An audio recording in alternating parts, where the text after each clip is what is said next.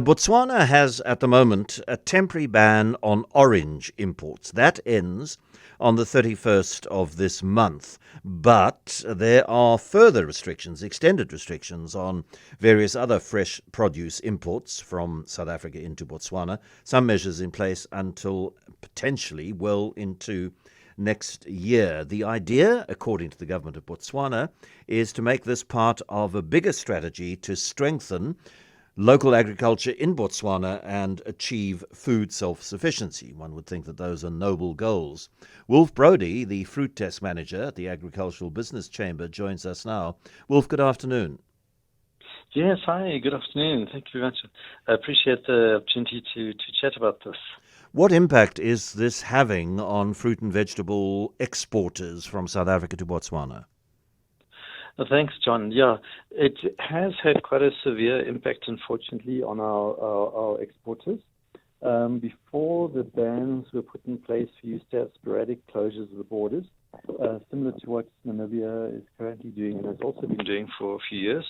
But since the long-term bans were put in place, we've seen export volumes drop by half, and for some commodities drop by about three-quarters.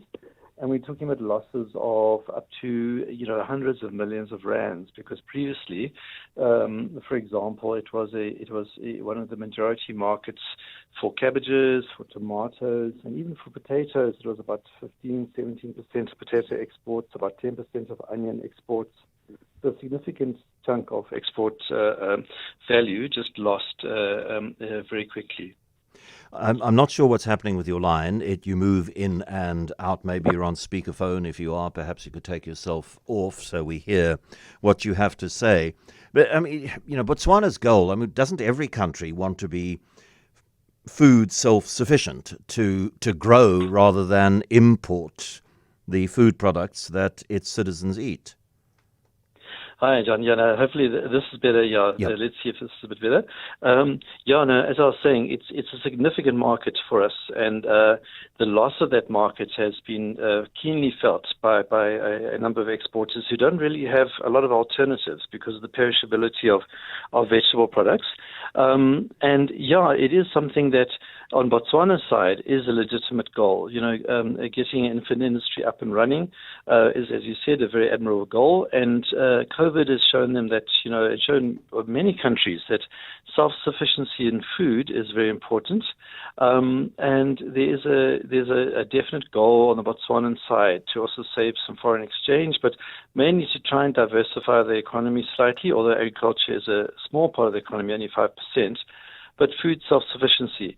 The problem is it's being implemented in a very disjointed way and with very sudden effect. So, for example, the warning given is either maybe a few days or it's with immediate effect. Last year, for example, cucumbers were banned in April with only 4 days' notice, strawberries with immediate effect. The citrus ban this year and last year, there was immediate effect. So you have your trucks loaded with citrus, you're heading for the border, and someone phones you and says, hey, have you read this? They've just closed the border for citrus. You can imagine the economic effects. Yeah. So essentially what one wants is high-level talks between South Africa and Botswana about longer lead times, because you want a situation, you want a solution, if it's possible, I don't know if it is, Wolfe, in the best interests of both South African farmers and Botswana citizens and potential agricultural players. Yeah, you've got, it's a good point, because what you've really got is, in a sense, irreconcilable objectives. And the only compromise that we could perhaps hope to achieve would be where we sit down and we work out how can the South African agricultural agribusiness sector and government support the development of these sectors in Botswana. So you're recognizing that goal is legitimate. At the same time, in return, we get agreement on transparency, on timelines, on evidence-based programs. So you have a sense of what's going to happen when, and you have time to adjust and try and find alternative markets. Because the complexities around modern agribusiness are quite significant. There's inputs, there's a whole ecosystem that goes around production of fresh produce. and arbitrary bans then create a lot of havoc in the supply chain. And on the Botswanan side, we're hearing complaints about price spikes, about shortages, about quality concerns. So there's a lot that we can do from South Africa's side to help with that, with breeding programs, with fresh market advice, how we do it, how we've done it in the past. We need to partner, because we partner as countries in multiple other arenas as well. It's not necessary to have this type of friction.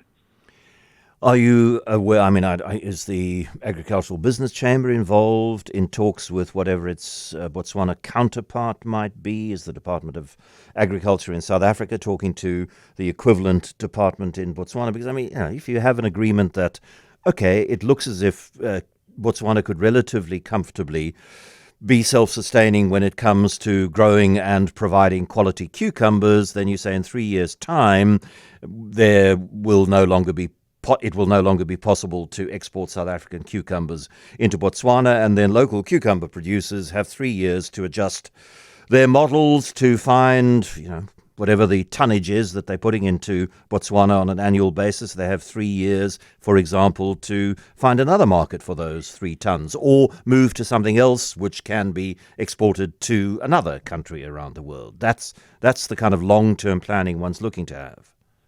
Yeah, quite right. Yeah, John, that's actually, in fact, you got the number right. Some of the calculations that I've been working on show that they might achieve self-sufficiency within, say, a 3 to 6 year time period. If some of the government statistics are to be believed, it could be shorter than even 3 years. But yeah, the DTIC and DALRAD and our side, Trade and the Agriculture departments, have been trying for a number of years, especially Department of Trade and Industry. In fact, even last year in July at the SACU Summit, there was a push by South Africa to get this dealt with. But all these efforts have been unsuccessful over the years, and we see similar temporary, fortunately, closures by Namibia. And the concern is that we have a weakness in our customs union model. And these bans are not legally permissible under the customs union. There's no clause that supports them sufficiently. In fact, because the bans affect any importer, whether they're China, India, South Africa, Zambia, Zimbabwe, they are technically not WTO compliant at all, okay, and could be challenged. So there's that aspect as well. It needs to be resolved. And you're right, it has to be a type of fresh produce and Indaba, and we've got to find a common ground as neighbours. Wolfe Braude, thanks very much for talking to us this afternoon. Fruit Desk Manager at the Agricultural Business Chamber.